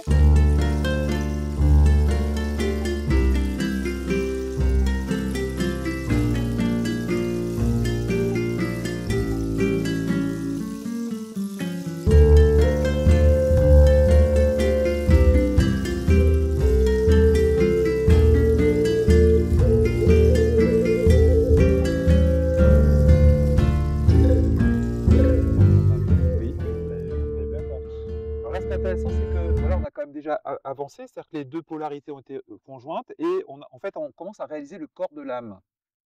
Hein, vous voyez une petite figure féminine, hein, qui est le produit du fait qu'on a décloisonné les corps et que ce qui était en dessous est relégué maintenant et au-dessus. Donc ça c'est plutôt l'œuvre blanc, c'est-à-dire qu'il y a un travail de femme, c'est-à-dire que la psyché Capricorne va prendre le contrôle de la barque, elle devient le pilote de l'œuvre.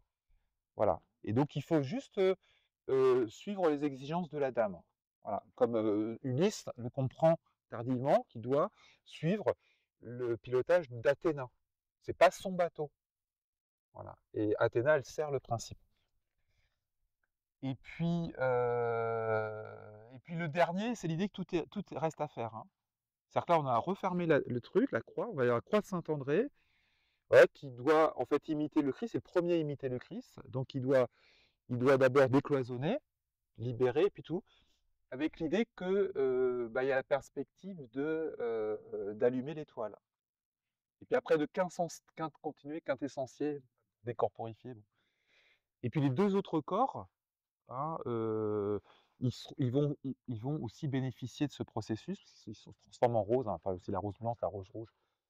Bon, donc là, c'est comme si on fermait le sommaire en nous disant, bon, maintenant, il faut y aller.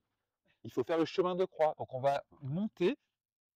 Hein. Alors d'abord, il faudrait descendre dans la crypte pour se connecter avec les profondeurs, qui sont ici plutôt agréables en fait. Hein. Le lieu des profondeurs est très habité est rendu très, comment dire, très accueillant, ce qui n'est pas forcément le cas de toutes les cryptes. D'ailleurs, les cryptes les plus puissantes en termes opératifs,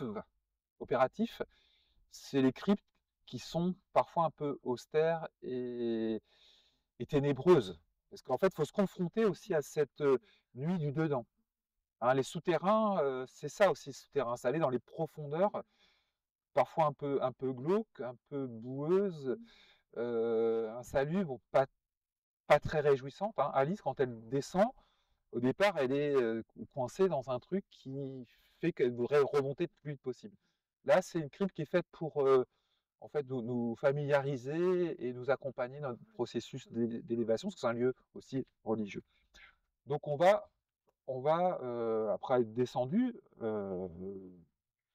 là, en fait, par aussi notre travail de réflexion, tout simplement, d'introspection, on va engager le chemin de croix.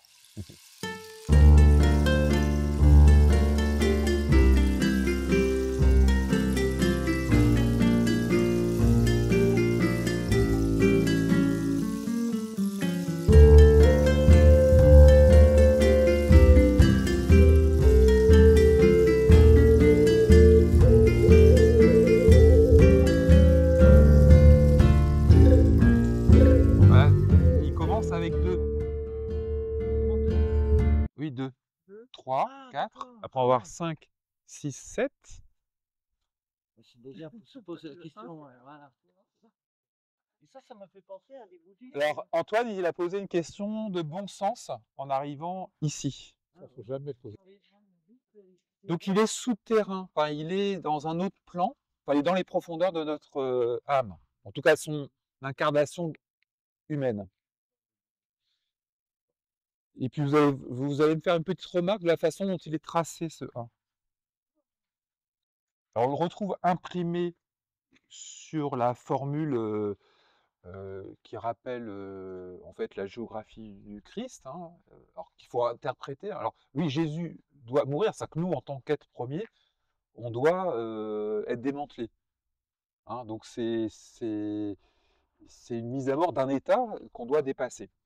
Ce qui est intéressant, c'est la façon ils l'ont fait dans la pierre en creux. C'est-à-dire le 1, il est en creux. C'est-à-dire qu'on n'a pas accès au 1. Alors d'ailleurs, qu'est-ce que vous avez trouvé au-dessus, à votre avis, comme élément? Où est-ce qu'on le trouve, en fait, l'incarnation en soi du principe? On a dit dans les profondeurs du féminin, donc de l'âme. Alors, qui on va trouver en Sainte Thérèse, voilà. C'est-à-dire qu'en fait, le 1, il est dans l'âme. Et il est dans les profondeurs de l'âme. Ouais, c'est très belle, très joliment formulé. Et on aurait pu passer à côté. En fait, on passe tout le temps à côté. Oui, mais il va y avoir plein de gens qui passent à côté. Ah bah oui, oui, oui. Mais en même temps, tu vas quand même te poser la question que, comme c'est Ah oui, Antoine s'est posé la question, c'est tu vois le 2, mais où est le 1? Parce qu'on est des êtres duels, donc, mais il y a un principe créateur et on l'a perdu de vue. Enfin, il est en nous, mais on n'est pas forcément connecté à lui. Et l'idée, c'est déjà d'aller dans les profondeurs, dans les souterrains en fait de l'être, pour en trouver la présence. Alors sous forme instable et qui peut être extrêmement ponctuel si on ne fait pas un effort particulier, ce à quoi on voit le rémora. D'ailleurs, Bon, Stéphane, nous avons fini cette visite très surprenante de ce site qui est vraiment magnifique. Ouais, magnifique. Ouais. Après, c'est un raccourci. Hein. On a fait une lecture là un peu expéditive. Et donc, finalement, en restant à l'extérieur, c'est ça. Aussi l'intérieur, la basilique, l'intérieur de la basilique, c'est bardé aussi de représentations sur tous les niveaux, hein, au niveau du champ de vision, mais quand tu regardes en hauteur, sous la voûte, il y a plein d'éléments d'ailleurs qui renvoient à plein de traditions, même les traditions les plus anciennes. Puis après, il y a aussi l'ascension à faire, avec, si je me trompe pas, c'est 205 marches, ce qui fait 7, donc un cycle quand même long, 5 l'idée du passage. Et puis en haut, la coursive qui fait qu'on se rapproche du centre du 1, en fin de compte, hein, du principe créateur de toute chose. On est à 80 mètres, donc on devient homme cosmique. Et donc là, on a une vision du panorama formidable. Ça fait vraiment, on est vraiment au centre d'un cercle parfait. C'est toujours très émouvant de ressentir ça. Et puis en plus, ce cercle-là, il est ouvert, quand on le sait, sur la Manche. Voilà, c'est comme un colimaçon, il y a une petite ouverture. Et moi, je sais, parce que ça suit ça suit la vallée, que ça mène à la Manche. Et donc nous, cet après-midi, on va en effet en bordure de Manche, à Harfleur, alors que moi, je lis comme étant fleur de pierre. J'expliquerai après que sur l'étymologie, oui, il y en a partout. Il y en a partout. Après, il y a les étymologies officielles, etc. Puis après, il y a l'étymologie imaginaire. Enfin, c'est un peu aussi un jeu avec la langue des oiseaux. Donc pour moi, c'est de façon vraiment la fleur de pierre. Donc là, on sort des petits mystères, on rentre dans les grands mystères avec cette volatilisation définitive, avec des hommes-oiseaux sur la façade.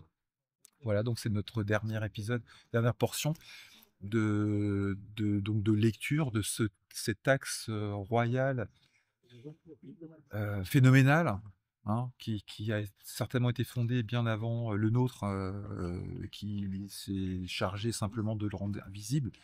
On sait que ça a une origine celtique, pré-celtique, on en a parlé un petit peu hier.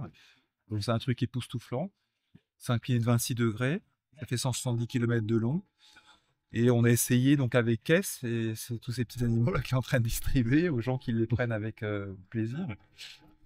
On a essayé de redonner un peu vie à tout ça. Et je pense que c'est réussi, vraiment, ça a été un beau parcours. Ouais. Entre hier et aujourd'hui. Voilà, j'espère que nos amis apprécieront et puis auront envie effectivement de te retrouver aussi. Exactement. Dans des visites plus privées, on va dire. Oui, puis plus peut-être plus développé aussi, hein, sur certaines portions du site qui méritent vraiment d'être... Carrément, il faut y passer la journée. Il faut passer la journée. Là, à Lisieux, on peut passer... même, il faudrait 3 demi-journées, parce qu'en fait, il y a déjà la basique, on pourrait y passer toute la journée, extérieur, intérieur. Et puis après, il y a les 2 autres sites dont je t'ai parlé, qui pourraient faire aussi une autre journée, hein, une journée sur Saint-Jacques, une journée sur la cathédrale, qui est magnifique également, hein. Voilà. Bon, après, il y a mon site, la philosophie du patrimoine, hein, dans lequel il y a en fait tous les parcours. J'en ai des nouveaux aussi en Bretagne, par exemple. Vous retrouvez le lien dans la description de la vidéo. Voilà, philosophie du patrimoine, c'est facile de toute façon. Et puis avec des dates programmées, j'essaie d'en faire au moins un week-end par mois. Et puis après, on peut aussi faire des demandes en semaine, voilà, d'autres moments. Ok. Voilà. Et puis il pleut pas en Normandie. Hein. Non, c'est un mythe, moi je dis. Merci Stéphane, à très bientôt. Écoute, plaisir, et puis on est accompagné, toi t'es plus obligé de siffler, on a maintenant une vraie musique. C'est ça, accompagné des cloches. Allez, à bientôt. Merci encore à toi Antoine, et à Jérôme. Toujours des beaux moments de partage ensemble. Ciao. Ah bah regarde.